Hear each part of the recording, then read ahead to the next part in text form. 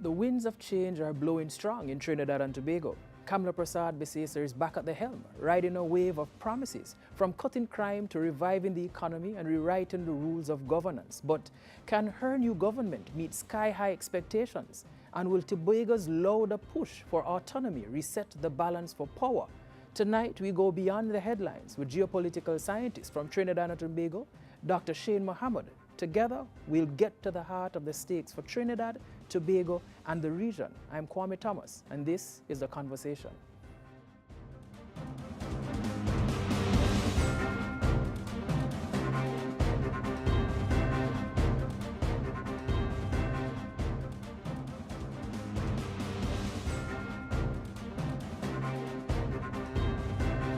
We've seen crime reduction, economic revival, constitutional reform. Are national expectations now unrealistically high, or are people right to demand delivery this time? I think it's a both, actually. I think it's a scenario of both. Expectations are not high. Anticipation is high. Anxiousness is high. There's a level of concern. Our people, Trinidad and Tobago, are going to be quite reasonable to the government, where there's clear accountability and transparency as to what is presented in front of us. In the last couple of days prior to yesterday, the Prime Minister had not been seen between Sunday, I shall say, and Thursday. But what she had done is that she had done a series of things. She had won on Monday. She became Prime Minister officially, taking the oath of office on Thursday. Her members of government were sworn in on Saturday. And all elected MPs were on thank you motorcade on Sunday. And then they were all mandated to go out into their offices and meet with their permanent secretaries on Monday and Tuesday. And between Monday and Tuesday, there were some discoveries. One, Whitehall, which is the renewed and rehabilitated office of the Prime Minister, having been visited by Minister in the Office of the Prime Minister, Mr. Parat, discovered that the Cabinet Secretariat had been working under some serious dysfunctional conditions, including mold and dripping ceilings and buckets collecting water and, some unnecessary flooding. And the Permanent Secretary as Head of the Public Service indicated to the Minister that it was not conducive for the Cabinet to operate. That's one. Then there were issues that arose with regard to the state of the diplomatic center. And if you all know, the diplomatic center is the heart of our diplomacy and diplomatic functions, and it's the center of the Prime Minister's residence, and the space that the Prime Minister normally hosts local international functions and diplomats. So that also is in need of some work. And therefore, after much hemming and hawing and noise and people complaining about the Prime Minister working from home, which, quite frankly, a lot of us do and have been doing pre-COVID and post-COVID, Yeah. She emerged.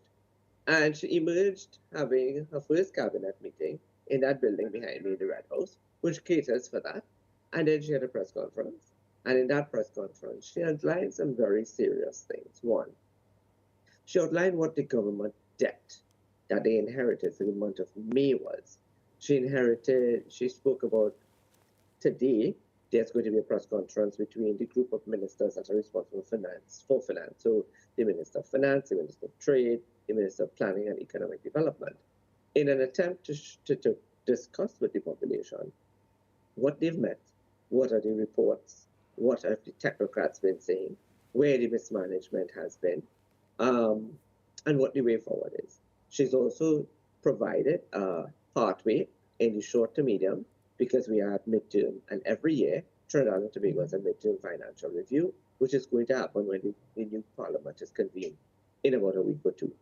And therefore, the work that is going to be required is going to be comprehensive, it is going to be extensive, it is going to require a level of astuteness, it is going to also require a lot of collaboration interministerially, interagency, as well as collaboration from those experts that exist in Trinidad and Tobago to put the country on a right footing. Are the promises unrealistic?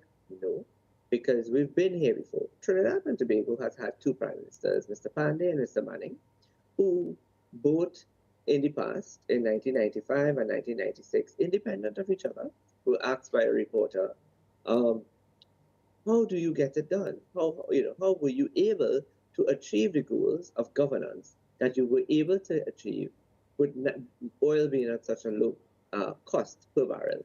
Mm-hmm. And both prime ministers, especially Mr. Pandey, said it was all about knowing how to do, take a lot, take a little and do a lot.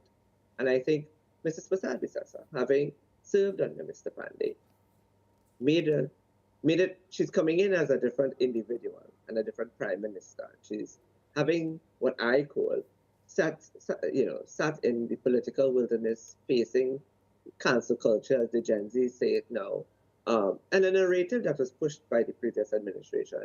She has emerged victorious. The country has welcomed her. The country is anticipating. They're not overly expecting because they, like the government, is on a fact-finding mission. Mm-hmm. And where communication is clear, and the Prime Minister saw yesterday took, time to explain to the media, time to explain to the country, go into details as to what were the immediate goals that could be achieved. I think Trinidad and Tobago, 1 week into a new government, we're in a place where I, as a political scientist, I am satisfied. Um, we understand that there's a lot of work and hard work to be done.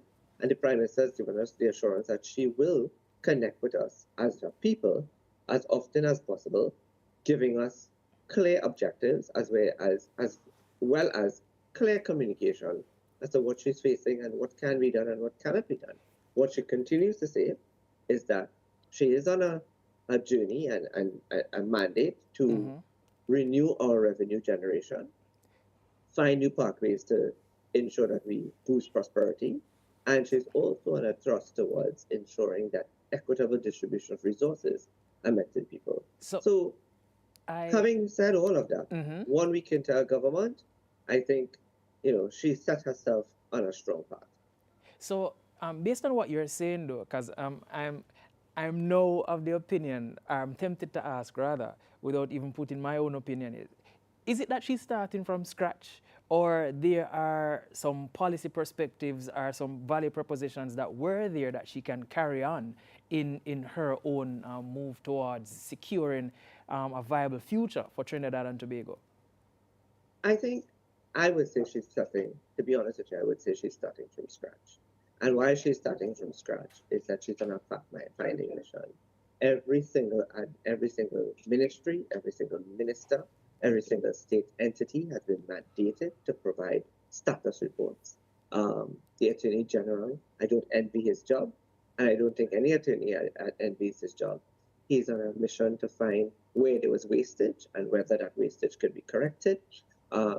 They are on a pathway to reassessing all programs and policies or contracts to see whether they were done effectively and fairly and with the greatest and best interest of the people of Trinidad and Tobago. And they've all been mandated to do that in the shortest period of time. I note that the ministers of education, of which we have two, and a parliamentary secretary, on their first day went home with briefs and homework to read.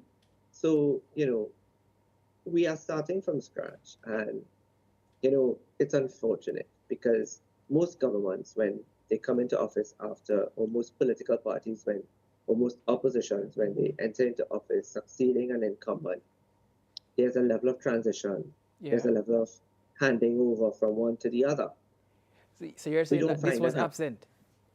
This is absent. This is absent.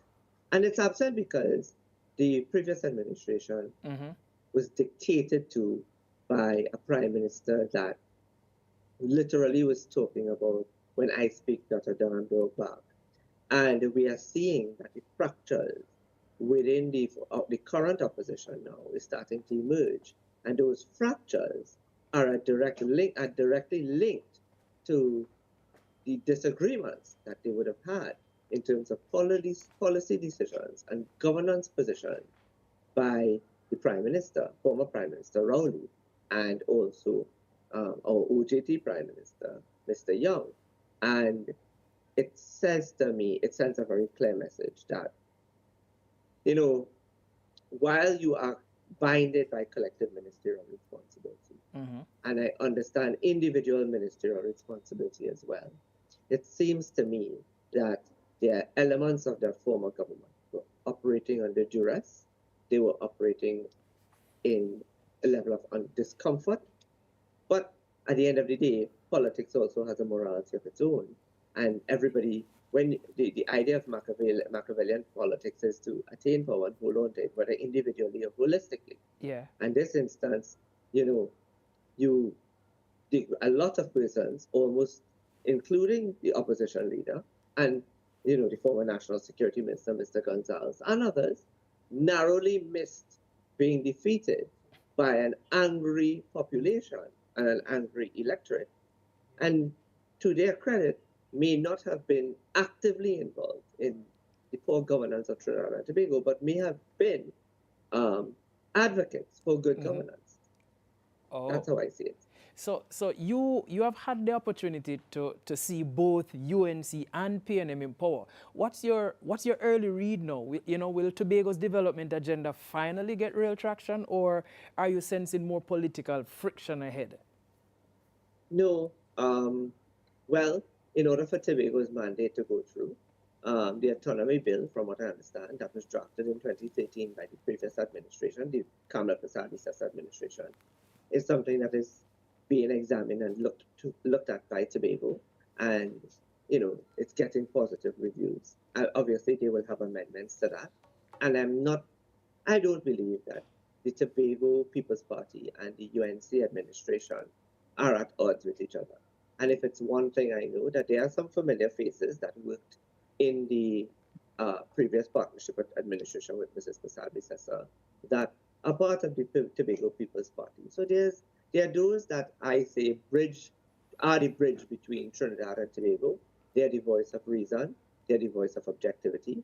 And I do believe that Mrs. Persad-Bissessar recognizes that the landslide victory of the Tobago People's Party against the PNM in Tobago is worth something more than just human service to Tobago, but requires allowing Tobago to be given the opportunity to chart its way forward as well. And I support that. In fact, I believe that Tobago has much potential, and in the last 10 years, that potential has been stymied by a government that was not happy over the fact that in the THA elections of 2021, the people of Tobago sent a very clear message. And I always say to Trinidad and Tobago that Tobago might be smaller than Trinidad, but in my opinion, in 2021, they made their voices clarently clear to the PNM that they had had enough of the nonsense that they called governance of the island, and they voted vehemently against them. So in this instance, I do believe that Tobago is going to get its fair share. Trinidad and Tobago has a multi-level governance system, which includes the central government, it includes the THA, it includes the state boards and commissions, it includes the diplomatic corps, and the local government fraternities. So in that multi-level governance structure, especially the upper level of the multi-governance level structure, I also think that there would be opportunities in which Tobago will be placed or can negotiate to have themselves placed in order to achieve the best possible outcomes for Tobago, because quite frankly, Tobago is a gold mine for Trinidad and Tobago, but more so for Tobago. Okay, so Kamla's age, it has been an issue every now and again. It keeps on getting raised. Now, on the ground, are voters hung up on that, do you find, or is it crime, cost of living, and delivery drowning out that particular chatter? For me, I'll tell you something. My heart bleeds for my people. My people, for the last 10 years, I'm included, persons like myself, professionals like myself, academics like myself, we've all felt the wrath of the PNM administration. I'm not going to pretend. Many of us, as academics, were sidelined. Our areas of expertise were discarded. We were ignored. We were ridiculed. The opportunity for the avenue for opportunity was literally a dead end. And all of that compounded with this closed circuit behavior of governance by the People's National Movement, led by Keith Rowley, segregated our country. It made the country into nothing short of, unless you held a PNM party card, you were automatically disqualified. That your acumen, your education, your expertise, your innovative thought, none of it mattered unless you were a PNM member. In this dispensation of the Kamla Persad-Bissessar government, taking into consideration her age that everybody is now talking about, Mrs. Persad-Bissessar, this time around, she said it last night, and it was very pleasing to much people. She said I was too easygoing last time around. It's a different ball game this time around. Reading the riot act yet again yesterday for her ministers, which is comforting.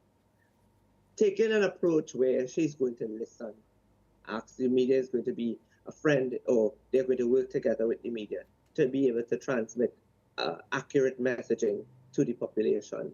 The population recognizes that yes, she's older now, but she's not old and out.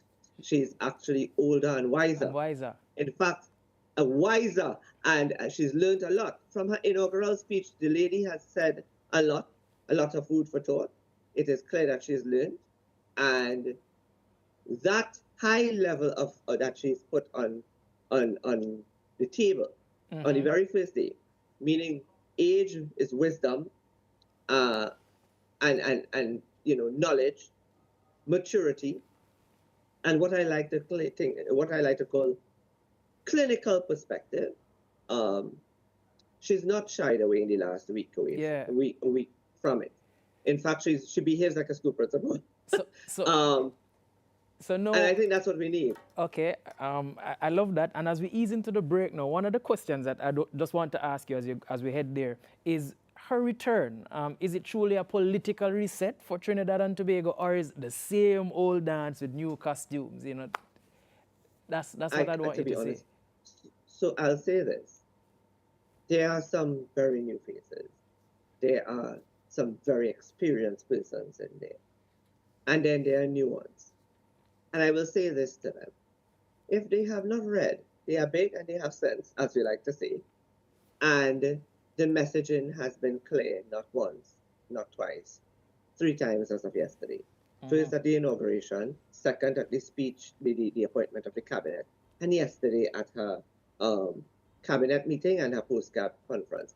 If people are not wise to understand that it is not business as usual, it is not the Kamla of 2010 to 2015. And I keep saying to you, and I will say to the media, don't even a week. Let's see what happens in 3 months. Let's see what happens in 6 months. And then let's see what happens in a year. And by then we will have a clear understanding whether it's same old khaki pants, which I don't believe it is, or whether it is a whole new fresh start. And I'll say this, why I believe it's more likely to be a fresh start is because it's a very critical word that now is in play, which is the legacy. The legacy, this is a legacy term for Mrs. Persad-Bissessar, and she's not going to take that for granted. All right, so we go to our break. We wanted to say that the political winds have shifted, but the hard realities on the ground remain, from crime to autonomy battles. Let's start with the most urgent front, the crime wave shaking Trinidad and Tobago and testing their own resilience. I am Kwame, you're watching The Conversation. We'll be right back after these messages.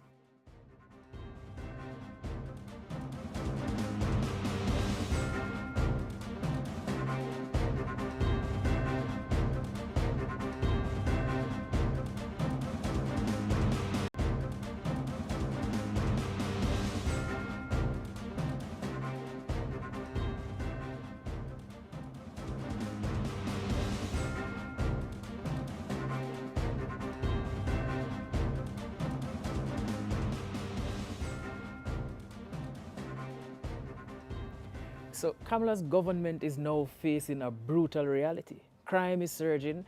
Is this administration ready to tackle it differently, or will it fall into the same traps as its predecessors? Ceen, you've called crime the Achilles heel of both major political parties. Is there anything in the early signals that suggest Kamla will break that curse? one of the things that she said, and I'm 100% in agreement with it, is that if it takes having to return to the death penalty in order for us to send a very clear message that those who break the law and those who've committed heinous crimes will have to pay a very serious consequence for it, then she will do it. That's the first thing. She has created the Ministry of National Security, the Ministry of Homeland Security, and the Ministry of Defense. But in addition to that, she has a legal framework of mind. So the Attorney General, the Minister of Justice, the Minister of Legal Affairs, the Minister of Defense, Minister of Homeland Security. I gather that all of them are going to be part of the National Security apparatus, the National Security Council, and National Security apparatus. Besides legislatively, one of the things that has hit this country is the low morale and low motivation levels among our police services, our police service and protective services. Another thing that Mrs. Persad-Bissessar promised was the community comfort control, comfort patrol services, which is the CCP. Worked very well between 10 and 15. Getting out there and ensuring that there's a greater camaraderie between the hierarchy of the police service as well as the government. And Mr. Alexander, who is the new Homeland Security Minister, I think the country, well, by his own popularity, by his previous position as a senior member of the police service, and a no-nonsense speaking individual, will know, in my opinion, the good, bad, well, what I call the strengths and weaknesses, the opportunities and threats within the service. And he's been mandated to weed it out. On top of that, the government also has at its disposal several crime experts, but national security experts. They also have the wisdom and strategies of Mr. Warner, who was a major part of the campaign. Yeah. So I expect that there's going to, and crime, she's given herself 6 months, 6 months to get crime down, right? If not eradicated, get it down within 6 months, make sure that we are safer. I can say to you that while we've had incidences of persons getting chopped and hurt and, people have been killed, we've not had a situation where every day was a murder and not every day was a crime, right? And I think that is because the country understands that it's not going to be business as usual. And if it's not going to be business as usual, then there's going to be a heavy hand that forces that not business as usual perspective. So for some of the critics who might be arguing that, that the state itself is losing its grip on public security, what would be your response to them, though? You can't say that the state is losing its grip on security, because we have a new government in place. A government that would have understood, sat in the parliament, debated, a government that would have complained, and when I say complained about the high levels of crime, a government that would, an opposition that would have spoken about the threats to its constituents, and they would have also understood what legal frameworks work and don't work. And it's not simple, Mr. Pandey was one of those few prime ministers that were able to drop crime significantly. And one of his attributes to that was being able to sit and speak, not just as prime minister and minister of national security, but as one of the members of the team. And I think that is important. How you dialogue, your approach to how you interact with the services, how you give out your mandate. The country might very much say, let's do an audit of police officers, good and bad, and weed that out. And I think that will be one of the things that will come. So there are different strategies that we still have to give them an opportunity in a short, which I will say is in 6 months, as Prime Minister says, to medium, which could be 18 months, and then to long term, which could be 36 months. So I understand that now, and I see the reasonable, it's reasonable to make those statements, but Trinidad's crime wave is not necessarily happening in a vacuum. So oil markets are jittery, Venezuela's unstable, and crime syndicates cross borders. So the question is, how much is this a local failure, and how much is global pressure bleeding into the streets of Trinidad and Tobago? My friend, I will say bleeding a lot. A couple of years ago, somewhere around 2016, before I had gotten my PhD, I did a study about what was going on in Venezuela. Traveled to Venezuela to do that study, to have first-hand approach to gathering information and research. And in the aftermath of that, we saw a huge influx of Venezuelans into Trinidad and Tobago. Again, good, bad, indifferent. But what I saw is that a government that was facing mass illegal immigration or illegal migration into Trinidad and Tobago do very little. And my advice would be that we do a human resource capacity audit. Who is qualified to do high-level jobs, who are qualified as medical doctors and nurses and professionals, who are equipped, who are skilled in technical vocational skills, who can do jobs that are service industry oriented. Yes. Who might be able to assist in domestic work and going to who may be able to help in farming, right? And then there are those who we just can't entertain to be part of our society. And I believe a statement. If you are not contributing in a meaningful manner to the development and progress of Trinidad and Tobago, but you are a burden to the state, we are sorry, you need to go back home. And I stand by that. Well, I agree with you as well on that particular statement, but I'm looking at now Trinidad and Tobago's security strategy. It seemed to be stuck in an outdated playbook. So while crime networks have gone digital, and they have gone transnational, and they're far more lethal, it seems to me that your playbook is still outdated. What would you say about that? I would say no. Under Mrs. Persad-Bissessar, our playbook was very well advanced. And even by the utterances of both Mr. Griffith and someone else from the PNM, who admitted that our apparatus are very much modern and very updated. My question would be, then is it that we were a country that had been on the verge of authoritarianism? As I'm a leadership specialist, that's where my PhD lies. And I am beginning to think, one, our deficits that we are faced with is man-made. Our lack of political will to reinvigorate our economy seems to have been as a result of ministerial laziness.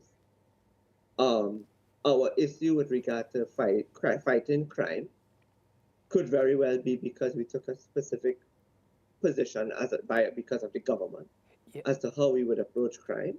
So it causes me to raise certain questions based on what I'm seeing so far, and looking at also the political fallout within the People's National Movement. And I'm sorry to say this, but collective ministerial responsibility causes all of them to be accountable. And one of the hardest questions for the opposition now, who are saying that they're going to have to rebuild, who are now spilling their internal discord out into the streets of Balize, outside of the Balize house. They can't just simply say, we wanted X or Y. Because if you really and truly felt a particular way about the direction of the country, how the direction the country was going, the level of governance that we were facing, the level of governance that you saw as a professional, as a minister, that the country was reeling from, there was something called resignation. Not necessarily resignation of your seat, but resignation of your ministerial portfolio. Correct.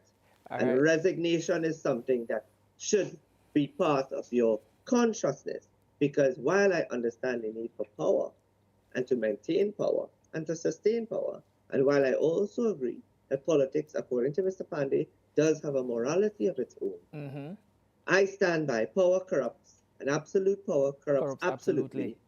And that is not akin to financial corruption. It is akin to moral and personal corruption. And if you don't stand for something, you'll fall for anything. So as I ease into the break now, there's a question that I want you to ponder, because when we come back at some point throughout this program, I'm going to definitely ask you, and I can tell you what it is now, from now. If Kamla doesn't deliver, you know, and real change in terms of crime between the next 12 to 18 months, the question that I want you to think about is whether or not there will be a political price to pay. But more on that when we return after these breaks. You know, so we remind you that crime here is not just an urban plague. It's tied up with deeper tensions, including Tobago's autonomy push. So up next, we tackle whether Tobago's demands are local storm or the start of a regional political wave. I'm Kwame. You're watching The Conversation. We'll be right back.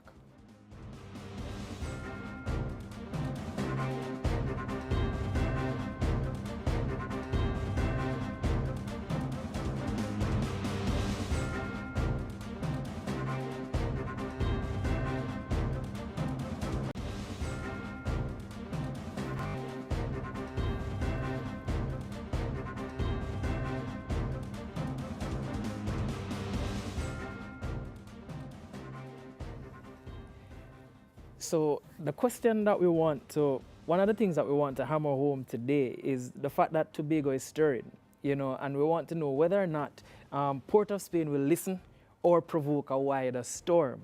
So as we move into that, Shane, the PDP's win in Tobago reset the island's political agenda, all right?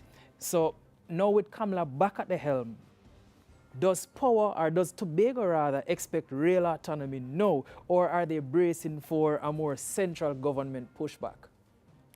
No, I believe they've started the discussions.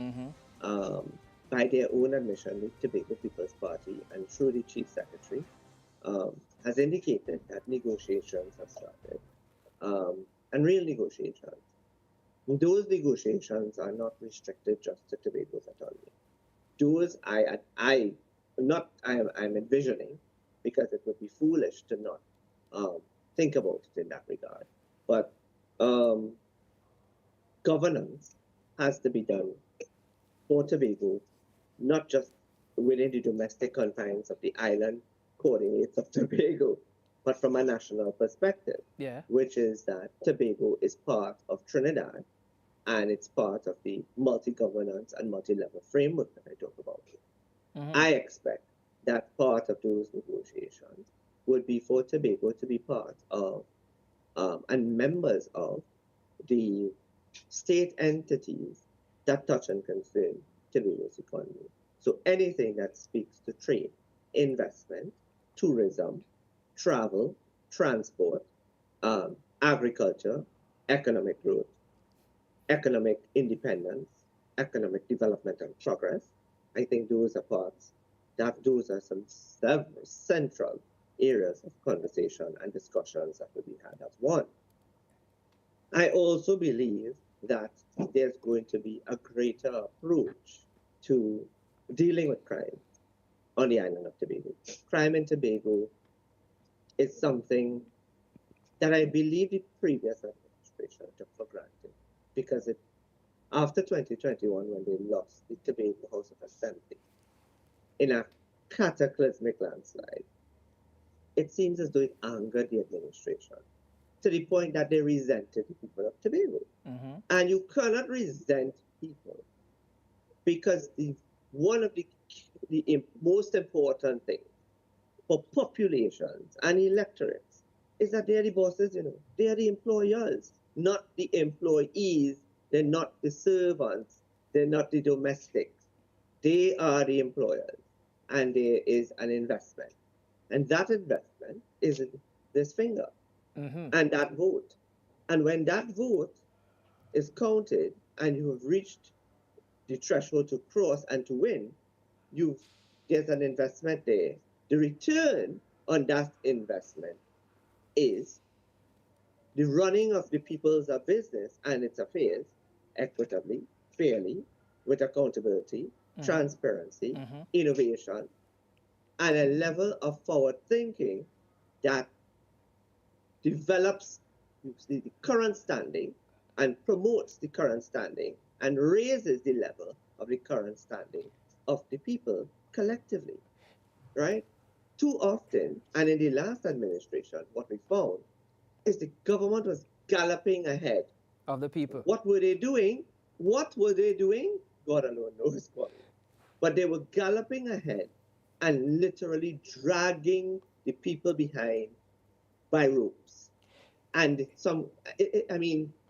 high levels of migration, high levels of unemployment, high levels of poverty, high levels of cost of living, high levels of inflation, low levels of a level of hope, a level of, direction. Yes. If I could tell you, me as a professional was stymied in my ability to gain an opportunity to serve my nation and my people here, then what will you expect for those people who are not as known as I am, or who are now starting off as young professionals in this sphere? So, in my opinion, she's going to weed out crime. Crime is going to be a top-notch conversation for Tobago because Tobago depends heavily on tourism. And one of the things that we don't want is that our tourists stop coming to Tobago because of crime. So that's one. The Minister of Minister of Homeland Security has already declared to gangs, ungang yourself or face the consequences. However you ungang yourself, that's your business, but you will face the consequences of the state if you don't. So we know that there's going to be an aggressive fight against gangs and gang warfare. As it pertains to the political price internationally, regionally, Trinidad and Tobago in CARICOM is responsible for national security and energy. I think Trinidad and Tobago has, and one of the reasons for that is because of our advanced technology in national security and that level of transnational organized crime and monitoring and those sort of things. What I think we lacked is the political will. And when Mrs. Persad-Bissessar goes to her first CARICOM heads of government meeting, there should be a difference. There's going to be further, and there's going to be further partnerships there. In addition to which, there are several persons who are now heads of government that she would have worked with before. Honorable Mia Motley is one. Honorable Rolf Gonzalez is one.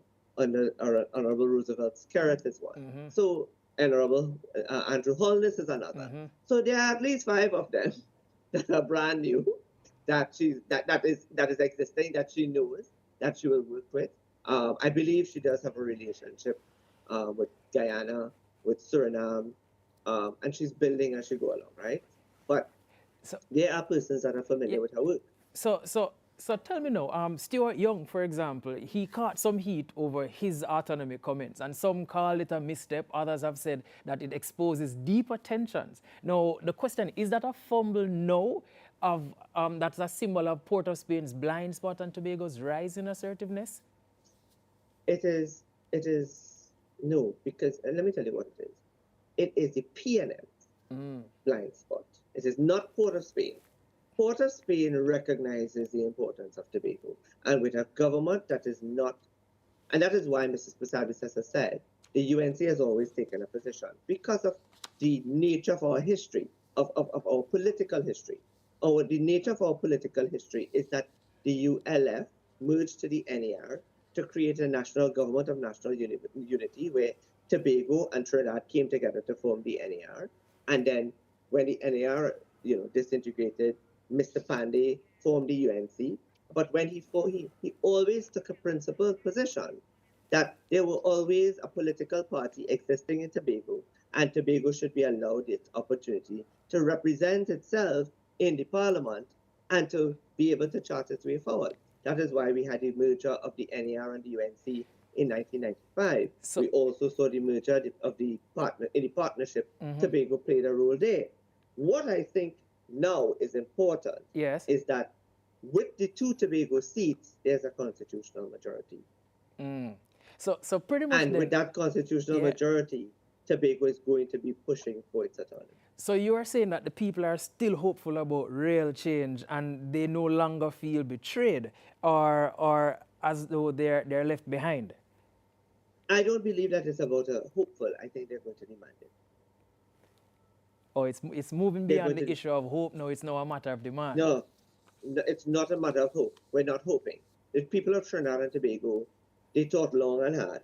They know the troubles, they know the despair, they know the frustration, the anger. You name the negative emotion, they felt it against the People's National Movement. So you, And it has been registered, and Mrs. Persad-Bissessar also knows that this is the first time in history where a low voter turnout was favored the opposition party, but not just favor the opposition party to deliver a landslide victory.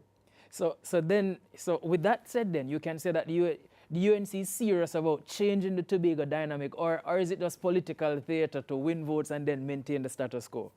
It can't be. It can't be. It can't be about winning votes because the votes have been registered by the people of Tobago, and the people of Tobago has sent a mandate to the Tobago People's Party to go down to Trinidad and ensure that if it's one thing that they acquire, it's that autonomy. And whether that autonomy is done 100% or 90% or 80%, the autonomy has to be done. I also note that the Attorney General is going to play a very critical role. And there are very few attorneys generals in this country who can do the job without an emotion. And I think that is one of the most important things that Mrs. Persad-Bissessar was looking for in Attorney General, that there would be a lack of emotion and that they will deal with it academically, clinically, and as succinctly as possible. And when you listen to the Attorney General, he is not a man of a lot of smiles, and he has a persona that he is representing exactly what we want represented in this country, which is he's not going to be making jokes. So as we move now into our third and final break, what's your forecast? Will Tobago's autonomy fight escalate in 2025 or quietly fade, as economic pressures mount?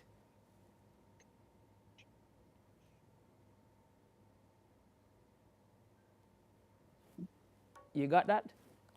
Yes. At the end of the day, there's no failing. We also have to take into consideration the election season and the campaign season for Tobago is not over. Everybody just finished a general election, and Tobago is entering in a THA election in January 2026. We're now at May 2025. That gives us about 7 months for them to get started and to put their house in order and start advocating. And while we do understand that this is just a new government, merely a week in office, there's already discussions to be had. One of it would be the autonomy bill. The other part of it would be tourism. The other part of it would be crime.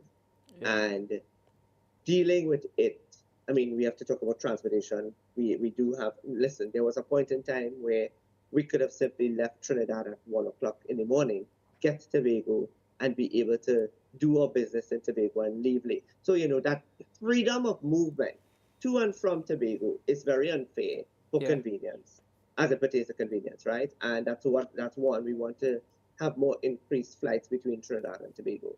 But I think one of the most critical aspects is that Tobago needs to go out there, be given the opportunity and the mandate and the freedom to go out there into the world and seek business opportunities in agriculture, in tourism, in festivities, in every single aspect of economic growth and development and diversification that Tobago can bring to the national landscape and its domestic economy. They need to be given the mandate to go ahead. Yes. All right. And therefore, it's not about piecemealing. There's piecemealing to a certain extent because it's brand new. But in the greater scheme of things, no, this is Tobago's time as well. As well as it is Trinidad's time to really chart a different course. If Mrs. Persad-Bissessar gets this right, we could be on a course to see a second term. If not, she has a very hard decision, a very hard fight in 2030 to put up with. All right, so we go into our third and final break. So Tobago's fire is still burning, but it may soon collide with an even bigger storm, the battle over constitutional reform. That's where we go next. This is the reform wave or just political fog. You're watching The Conversation. We'll be right back after these messages.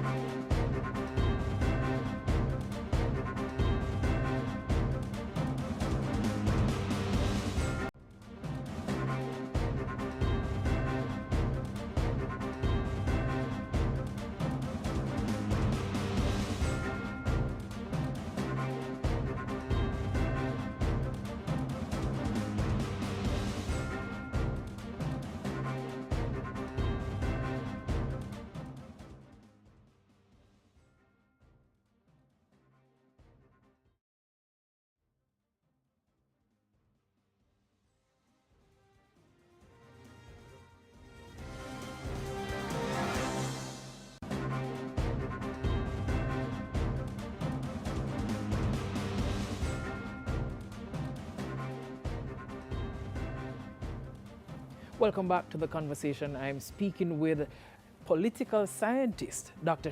Mohammed. So the question that we know, the thing that we know need to look at, Kamla has floated constitutional reform again. Is this a genuine attempt to reshape TNT or just political fog to distract from hard realities like crime and the economy? I think in 2010 to 2015, there were serious lost opportunities, especially with a 29-12 majority. And having lost that opportunity, a lot of people didn't think it was possible for her to make a comeback. And I remember in my discourse at the end of 2024, I kept asking, what does Mrs. Persad-Bissessar want? Her legacy to be a blaze of glory or a trail of defeat? And she would have to determine that by introspection, personal thinking, personal thought. Turned out that she did a magnificent campaign structure. She did a great strategy in terms of campaign strategy. The overall campaign was very much a really good modern one. Messaging, music. We had kids that were singing her campaign songs. I mean, it's one of the best campaign songs we've had in many years. But when you look at it, our parliament is 41 seats total. Yeah. Mrs. Persad-Bissessar has gained 26 out of those 41 seats. So there's 15 left. So there are 15 left. But what makes it interesting is with a 2/3 majority of 41 takes us at 24 seats. And a 3/5 majority of 41 takes us at 27 point something, so 28 seats. To get constitutional reform at a 2/3 with a 2/3 majority and a 3/5 majority, it's a significant amount of constitutional reform. The only one we're missing is a 3/4 majority. But with a 2/3 majority and a 3/5 majority, there's significant constitutional change and accomplishments that can be made in the next 5 years. And what makes it the 3/5 majority is the inclusion of negotiations and discussions with Tobago to get them to agree and to vote in favor of whatever constitutional amendment bill is in front of them or in front of the parliament. We also heard that the opposition leader, upon her swearing in the day before, indicated that she was not going to be a party opposition that just opposed for opposing's sake, but that she was going to look at it critically and be able to assess critically what needs to be agreed upon and where there needs to be a level of bipartisanship. Because surprisingly, she was also a student of Mrs. Persad-Bissessar. And everybody knows that Mrs. Persad-Bissessar was first a teacher before she was a lawyer. So there's a level of ties. There are ties there that are significant in one's life and one's career. So with enough conversation, discussion, meeting of the minds, you're seeing a where level that is of possible. bipartisanship, You're where seeing. it is possible. So Yeah. you are in your capacity as an analyst, you are able to track governance trends. Now the question is it that TNT's political structure is truly in crisis, or is this just elite talk disconnected from the ordinary people's concerns? We're not in crisis. We're not in crisis. Our frameworks doesn't allow us for crisis. There's something called political will. And political will is very important in the discussion of governance. When you get too comfortable in office, it's a dangerous thing. But it also should teach you that one should never be comfortable in office, because as much as it is given, it can be taken away. And it can be taken away whether it's after 5 years or after 10 years or within a couple of weeks, because the Prime Minister, depending on how she feels and how strongly she is adamant about ensuring that the nature of governance is a legacy-based one, she will take you out. I will never underestimate Kamla Persad-Bissessar, and I did say that that Dr. Rowley and Mr. Young should not underestimate her, because Mr. Manning did, and he suffered the political price. But we're not in crisis. Are we in need of transformational approaches and techniques? Yes. Are we in dire need of constitutional reform? Yes. Are we in need of the way we do business internationally, locally, domestically? Yes. Are we in need of diversification in an aggressive manner, and one that is people-based and, not just confined to just the word, like I keep saying? We need to move away from using diversification as an adjective or a noun to a verb. And we need to make diversification an action word. So I have expectations. My colleagues and I have all made ourselves available to assist in any way we can to work towards transforming Trinidad and Tobago and working for the greater good of our people. And Mrs. Persad-Bissessar acknowledged that there were several persons that have put themselves forward to do the work. And that's the thing. Those who want a space and a place in the multi-level governance structure that is Trinidad and Tobago must be prepared to put themselves forward.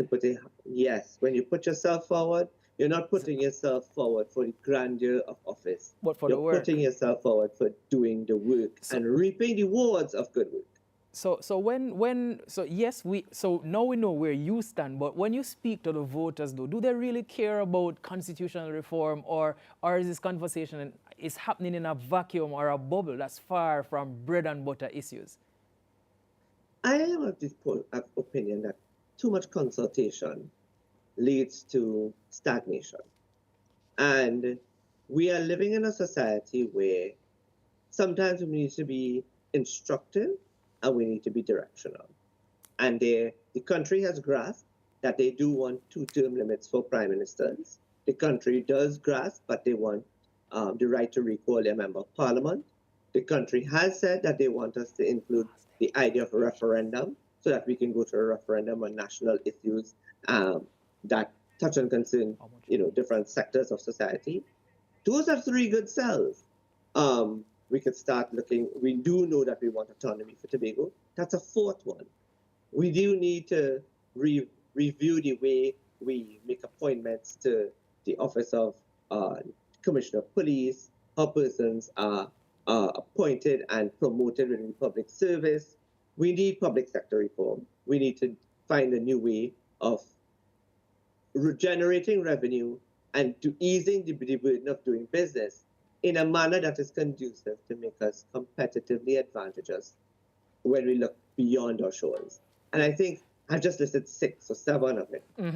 That's just quick sells that we can work towards that I think are low-hanging fruit at this stage, and then we take it from there. So as far as the Trinidad and Tobago debates, as far as they go, as far as debating reform is concerned, how much of this is driven by internal pressures or just the desire to survive in a world where small states like ours, face big global shocks? Well, I think when you put in a robust framework that is able to create buffers. And Trinidad and Tobago does have those buffers. I mean, Mr. Pandey did it, Mr. Manning did it, Mrs. Persad-Bissessar did it, and ensured that our different heritage and stabilization funds, our different economic buffers were there and in place and robust enough. I don't think the only government that didn't do anything to make sure that our economic buffers and literally preached gloom and doom. And when we look at the levels of expenditure, I mean, $570 million in debt for the month of May alone, really? That's unacceptable. And I think prudence, economic prudence, good spending, putting together, there is going to be reforms of the OPR to make it to make sure that it's fair based. We are getting rid of the Trinidad Tobago Revenue Authority, and we're going to restructure the BIR. I say we when I mean we, I mean all of us now as part of a nation. That's something that we're going to look forward to doing. Yes. But you know, we have to also move away from the they and us and the them and we of this nation. And that is what was a narrative that was carried from 2015 to 2025. And we cannot allow personal grouses or personal emotions and feelings to dictate or to, and to get into the way or to stymie the progress of an entire nation. And that is one of the things that I put on the top of the table. And I'm glad to see that Mrs. Beckles-Robinson, as the opposition leader, spoke about it. We need greater bipartisanship across the parliamentary floor. And bipartisanship that we saw during the tenure of Mr. Pandey and Mr. Manning, one that we saw was completely absent during Dr. Rowley's tenure as Prime Minister. But I do believe two women at the helm, having motherly, figures, being motherly figures, representing the root and foundation of our nation, which are mothers. Will represent. I believe that and if they really want legacy that will take us into the history books, not just for a short period of time, but for decades, then they're on a platform of opportunity. So as we close now, the final question that I'd want to pose to you, if Kamla's government fumble, with this reform, will it backfire and fuel even more fragmentation from Tobago to frustrated urban communities? In other words, 12 to 18 months. That's what we had started out, that question. 12 to 18 months. If she fumbles on these things, these promises, these statements, these things that she has offered to get done, you think that it will backfire into... I think that fumbling is not a bad thing. Fumbling comes with explanation and clarity of communication. So another aspect of governance that lacked in the last administration. It's okay to fumble. It's okay to fumble. It's okay to stumble. Prime Minister Motley is a clear example.